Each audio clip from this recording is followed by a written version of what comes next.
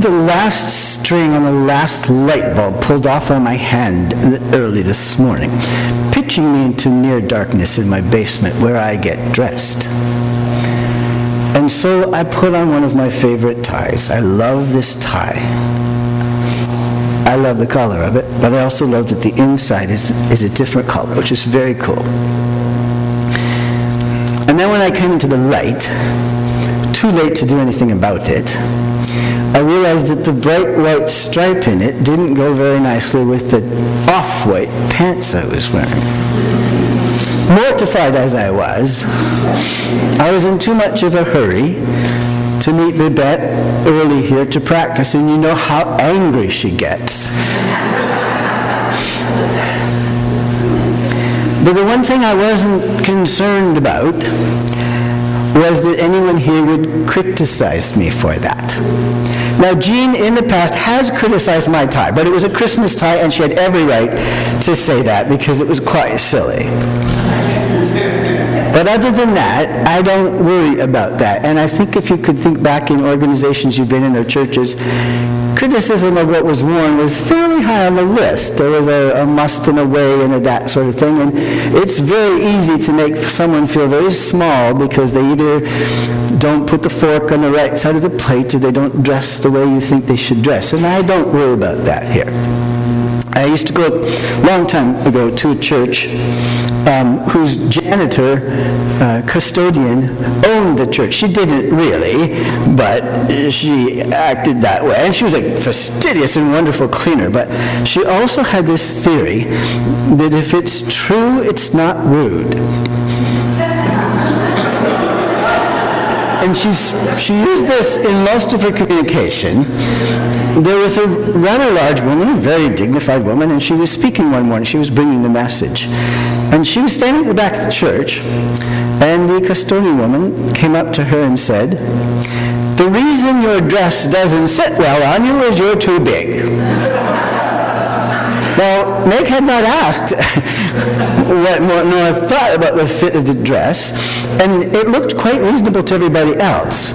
But Nora felt that Meg could only deliver a better message that morning if she understood why her dress didn't fit.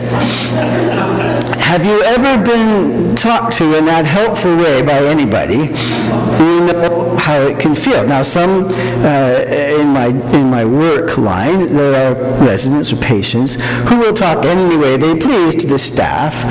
And I remember one came from downtown Toronto to Beaverton to live for a while, and he could put more foul, profane, vulgar words in one sentence than I've ever heard anybody. They didn't even sort of fit together, but he put them together, and some staff would just let it roll off their back and it didn't matter, and others would go home and cry for 2 days. And it was all very different responses to criticism. Now, I didn't expect criticism of my tie. Of course, someone's going to say something after this service, actually. Do you really think that matches? It's better. But I have had comments, very blatant comments. Someone will say, actually someone came here that hadn't seen me in a long time and said, "Hi, you've lost a lot of hair." Now, that is true. That is true. It happened 40, exactly the day I turned 40. But if you've ever had, my tie is one thing. I can change my tie. I could change the hair, but so there's criticism of things we can't change, and that's another feeling. Now, the word criticism comes up a lot in the dissertation I'm doing in the PhD degree in humanities. And in a dissertation, in anything like that in the academic word, the word criticism does not mean either one of those two. It means to critically look at all the aspects of someone's thoughts or arguments or positions they're taking, to analyze a proposition and say, is that well supported? What's the fact underlying that? To look, now from a critical theory perspective, it's to say, who's saying that? Who's saying, say, in mental health? Who says what's normal? Who gets to say that? Who does that leave out? Who does that include? What does that do? And so definitions and boundaries, to examine them, that's what criticism is. And one of the main topics of the work I'm doing is on the topic of meta-ethics, which is the foundation of morality. What is the authority by which someone can say this is right, or this is wrong, or this is good, or this is bad? And there are theories galore on this, and they fall into two major categories, and I'll just give you a little bit of that. There's realist, and there's irrealists, or non-realists. The realists in moral theory will say there's such a thing as real moral facts out there. There's absolute moral facts by which we judge whether something's wrong or right. And they often use the word they're transcendent. They live in this other realm, a Platonic realm of forms or ideas. There's something out there that's absolutely true and right and good. The irrealists on the other side say, no, there's no foundation out there. There's nothing external, mind independent to a human to say it's all what we discover amongst ourselves. Now, criticism looks at both of those and says, what's the weakness in those arguments? And it's pretty clear in the literature that there's almost balance on both sides. The criticism of moral realism says, how do you know what's out there? Do you see it? Do you touch it? And who gets to say what they are? I mean, there's groups that would put different things in the cloud up there and say this is right and this is wrong. So who gets to say that? And what power is going on in that and what authority? And of course, on the irrealist side, they'll say, well, if you can't tell what's right up there, how do you ever figure it out amongst yourselves? And so there's balance back and forth. There's criticism of both. Now, some of the conversations get pretty heated, and some of them get kind of rude, which I always think is kind of embarrassing on a subject of morality, to get rude at each other for what you think about morality. It's very embarrassing. The same as, discussions we have about the way we live here. If you actually were rude to someone about their opinion of how you live, I think you've just disqualified yourself in that conversation. And we do. And we do. I have a few friends that I ask to guard my face, my facial expressions, because, and you can send out a criticism of what someone's telling you, and you haven't said a word. Not a word. It's all, it's all the look, and I think we've talked about that before, is that look that just you don't even have to actually roll your eyes in a complete circle. You can just lift them a little, and you've given your opinion to someone on that. Well, that's not the kind of criticism we're talking about. We're talking about a discussion, and if you've ever been disagreed with, we've mentioned that too, disagreed with respectfully, it's kind of a good conversation. It gives you something to think about you wouldn't think about before, you weren't thinking about before. So that's the world of criticism applied in my topic area. And then it comes down to not just what's the foundation of morality, but what's right and what's wrong. And there's theories galore on that too, if you want to look them up. I mean, there's a fellow named Lawrence Kohlberg who talked about what makes us do something moral, and he divides it into 3 sections, and he talks about at one stage of development, you're only doing something right so you don't get in trouble. And we've all done that. We're just doing the right thing so we don't get into trouble. The next stage up from that is we do the right thing because it's going to do something good for us. It's going to pay well in some way, which isn't exactly up to morality yet, but it is some of the motivations why we do things. The next one, the next level of his 3 levels is we look around and we say, what would people think of us for doing this or that? And that's one motivation for morality. The next one up is to say, what does the society says? What does the culture say that I should do? And still we haven't thought for ourselves, so he moves to the next elevation and says, what are the principles by which I can live my life? And the next one up from that is, what is the most just thing I can do? The most compassionate, just thing I can do. So those are the levels of that. Now, you wouldn't think that could take much criticism, but it did, because they said that's emphasizing justice too much. So the person who Kevin read, she gave a valid commencement address, Carol Gilligan, she countered the list of justice things with an ethic of care, which Kevin mentioned. And she has the whole basis of morality about how can I care well for another? How can I care? Now, you read during the focus, you looked like you were reading during the focus moment, some quotes on morality. And I chose them very specifically to be double used this morning. Familiar with some of them. I'm sure some of the names of the writers were familiar to some of you. And I want to put it in the question of the song that Babette sang this morning, what would love do now? So you could read that list and think about how you treat other people and come up with some very important things. And so what I'm going to do today is I'm going to switch that to the neglected focus of the question, what would love do now? Just for some thoughts. And you know when we talk about love and respect and compassion for self, others, the planet, and Greta has added lately, what does she say? The seventh generation, the future. The one that often gets neglected is the love of self. And if you've been to a bookstore lately and you walk into the self-help section, it's miles long these days. Miles long of help for yourself. And so that's what we're going to focus on for just briefly. And I just hope it does yourself good to do this. Self. Give me a word that starts with self and keeps going. Self. Sorry? Oh, what was that? Self-improvement. Right, yes, thank you. Sorry.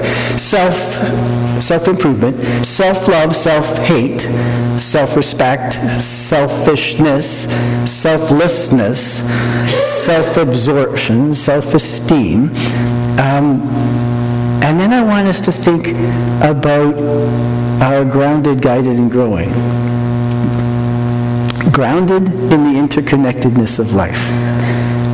And the reason we stress that is because you and I have an impact on life.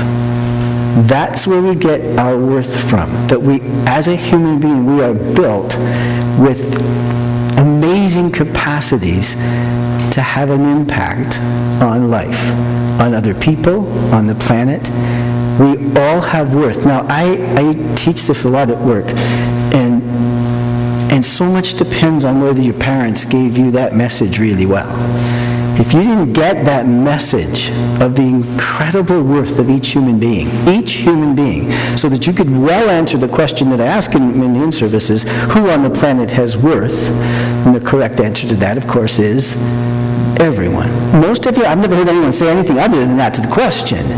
But whether or not they actually understand or grasp or comprehend or live in the knowledge of their own worth is another question. And so often that has to do with whether parents were mature enough to put their own needs aside to value that child unconditionally, so the child figured out, slowly and surely, that it wasn't just of worth to his parents, but was of worth. And that's such an important message to receive. Someone that doesn't have a sense of their own worth isn't worthless. They didn't miss worth. They missed the message of their worth. And so one of the ways we really help and bless people is by affirming that worth to them. So, okay, and you wonder where I'm going. I don't. I know where I'm going here. But just hang in there with me. I'm building towards it. We all have an impact. We all have worth. So that's self-respect.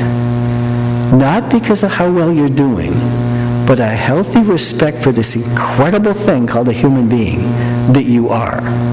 Whatever you're feeling today, whatever you've just done or not done, this incredible thing called a human being deserves a lot of respect. You know that about other people. But I'm just turning it today to say incredible respect for this incredible being that you are. Now, we also, in that impact, have the capacity to do good or to do harm. To do good or to do harm.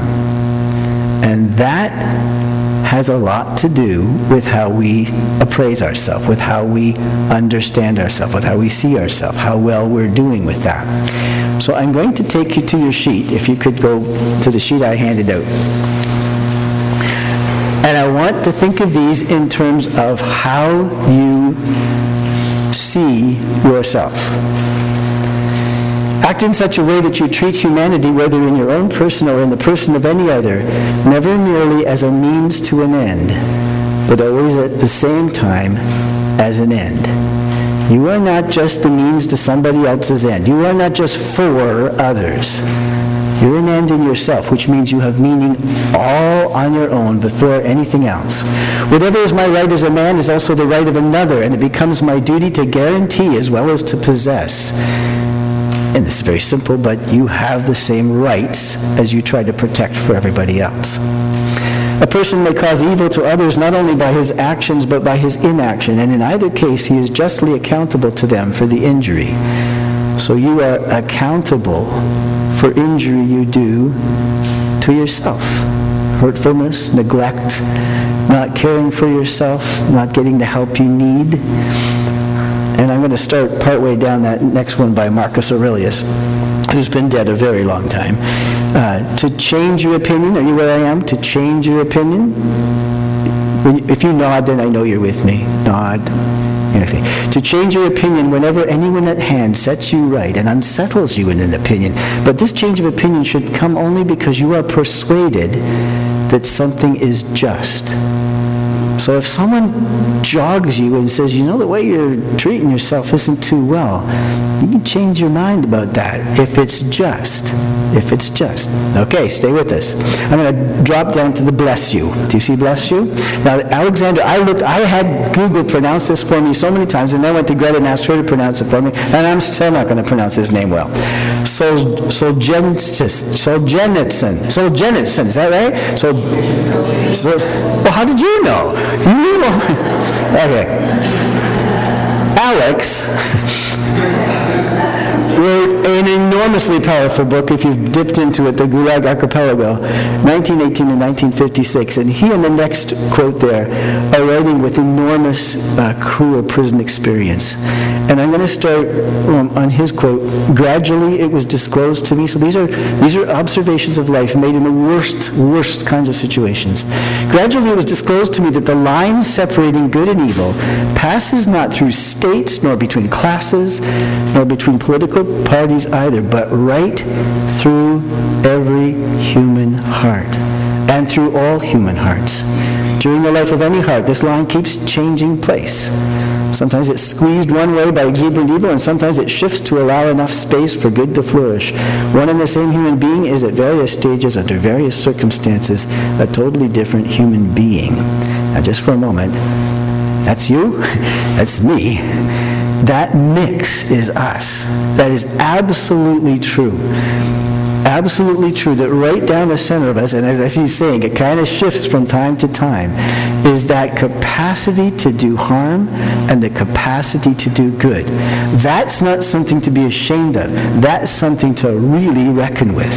To say, that's who I am. Someone with a capacity to do harm and a capacity to do good. One or the other, if you erase that and think it's not in you, first of all, you're just not right. It's just not correct. We have that both within us. There's nothing to be ashamed about either side of that. Often we want to hide the fact that there's that capacity for selfishness, for cruelty, for putting ourselves first, for not caring a darn about what happens to somebody else. But it's there. And if you were very honest, and if you've got a couple friends you can be that honest with, and they still speak to you after it. Of course, they already knew, but that's that part we can't agree. On the other side, there's people that just can't even handle the fact that there's such a capacity for good in them. They've just never developed that or dwelt on that. But it's the both are absolutely true. Bottom line in his quote, it is impossible to expel evil from the world in its entirety, but it is possible to constrict it within each person. That's the big job of growing up, is to constrict that, to know it's there, to acknowledge that it's there.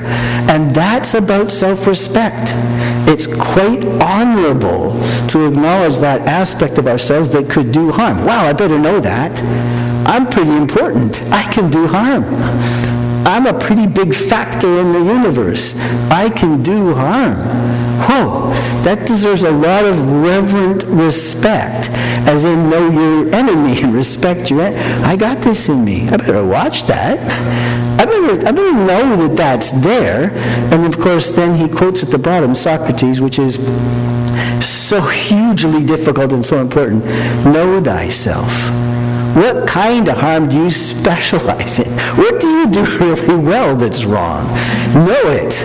And don't disrespect yourself as a human being for having that in you. And this is where I'm moving with these quotes. It's not to be ashamed of the fact that you can do harm and that you've been selfish, and that you can. Yes, that's part of being human.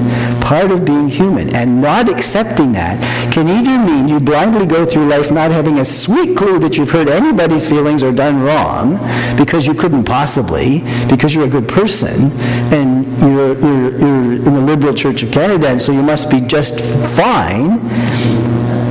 Each one of us has the capacity to hurt, to harm, to ignore wrong, to be complicit in wrong. And if we ignore that, we've missed a whole truth about ourselves. Nothing to be ashamed of. Something to really respect about ourselves. Whoa, I have an impact. And part of that can be for the bad instead of for the good. Now, also in prison, the next quote. Viktor Frankl, if you've bumped into his reading, it just blows you away. It's so rich and meaningful. He wrote Man's Search for Meaning, and he had a lot of those thoughts in prison. Everything can be taken from a man but one thing, the last of the human freedoms, to choose one's attitude in any given set of circumstances, to choose one's way. Well, that really does match there can be a choice. It's a choice. It's always a choice. I do a lot of work with staff, and did I do this already? If I've done this already, kind of, you can get that glazed look in your eye. But I draw an imaginary line on the ground in front of, done it with Babette staff, and talk about that on this side of the line is professional, appropriate, ethical, compassionate behavior, and on the other side of the line is unprofessional, unethical, inappropriate, uncompassionate behavior. And their job as a caregiver, as a professional caregiver, because it's not up to their own values. Our values are on the wall. You got to do them. You got to live them out. They're there. So the idea is to stay on this side of the line, no matter what's happening, no matter how a resident or a patient, wherever you work, is treating you. You don't cross the line to deal with what it is. And what we talk about is one of the statements in the law is that the behavior of a resident can never be given as an excuse for the abuse. You could never say, well, yes, I hit the resident, but she hit me first, so it's okay. You can't give the behavior on the other side as a reason for your behavior. Because, and we ask staff all the time, who chooses the next thing I do is me. Did someone say me as in, me. Who chooses the next thing I say? Who chooses the next look on my face is me. So I'm making a choice, given what I know about me and the capacity that's always there to do harm or good. I'm making a choice of my behavior. Nobody drags me across the line. And that's really important to tell stuff. No behavior, nobody else out there drags me across, or I've completely given up the choice, the authority I have over myself. I manage myself on this side of the line, no matter what's happening in someone else's life. They can cross their line, but I will deal with it without crossing mine. Now that's the huge challenge of working with people in social work or medical field or anything, but it's not that different than what we try to ask of ourselves here and other places, to say, nobody chooses my behavior, but I do. And nothing that happens out there will make me cross a line unless I choose to cross it. And then I'm accountable for that. So, last quote. Yikes, I must have played too long. I stopped believing that there was a power of good and a power of evil that were outside us, and I came to believe that good and evil are names for what people do, not for what they are. Philip Pullman, what's the trilogy he wrote? Lara and the big polar bear. Not familiar, huh? Okay. Well, I remember Spyglass, but the first one was called some... Yeah, His Dark Materials, yes. Excellent book. Read it, enjoy it. Great, read it out loud to us and cried. It's just beautiful. So it was words for what people do. Now, there's a great book. I'll show it to you here. It's called The Shrink and the Sage. What a great title. The Shrink and the Sage. Julian Baggini is a philosopher, a non-believer philosopher. I love his books. Anything you read by Julian Baggini is terrific. He wrote this book with a philosophical psychologist. And each issue they grasp onto, one of them talks about it than the other. So you get the philosophical point of view and then the psychological point of view, and they think very much. It's just a great, great book. And they talk about this idea of self-criticism. That all the self-help, don't listen to your inner critic. You have an inner critic, don't be so hard. He says, no. Have a really good inner critic. Have a really smart, compassionate, respectful ability to look at yourself, to see that you could go either way, to know what you tend to do on both sides of that, and to what they're saying, instead of self-love or self-respect or self-esteem, a lot of people with very high self-esteem do a lot of damage and harm in a workplace or anywhere else. They're talking about self-management.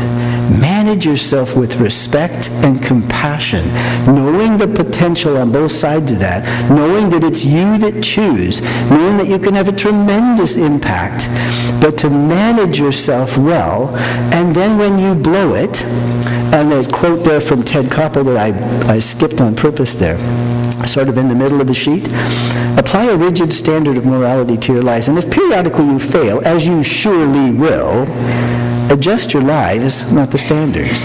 So keep the standards nice and high, but know that you're surely going to fail them, and then adjust your life. Self-management. I think that's just a great replacement for all the talk about build your self-esteem. Nothing wrong with that. And if those were meaningful to you, I'm not suggesting they shouldn't be. Just I think it's another good thought of self-management, to be aware of the potential that we could impact out there in every kind of situation.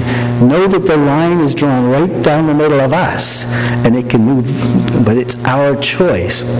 So to be a really good critic, and that's why I started with the idea of criticism. Criticism isn't to insult.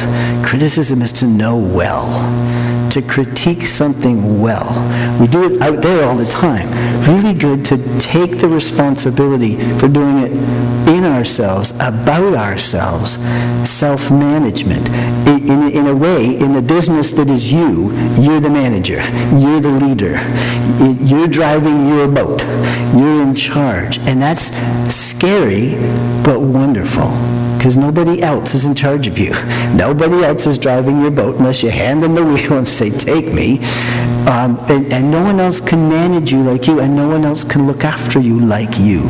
That's that responsibility. So I wanted to leave that thought with you about when we talk about love of self. It's not, oh, my adorable self. When I look in the mirror, I just beam with it. No. And it's not the self-flagellation that is, oh, I'll never live up to that. I see these people at West Hill and they're doing such wonderful, and I'm just a nobody. And you know that if you knew the personal lives of all of us, you'd know we all struggle. Each one of us is failing in something. So to keep that evenness about that, so not self-love or self-hate or whatever, but self-management. And I hope that you help me manage myself better. And I hope that things I do can help you manage yourself better. And knowing all the time that I know you've got the line down the middle of you, and I got the line down the middle of me. And there's nothing to be ashamed about that. But man, if we can help each other manage ourselves more ethically, more morally, more lovingly, then that will come from treating ourselves with the same compassion and respect that we're very quick to see on that. When you first read the quotes, it was about loving other people that came to light. I just want you to think about treating yourself with that same respect and compassion, so that when you're asking what would love do now, you're also asking about how you treat yourself. Something to think about.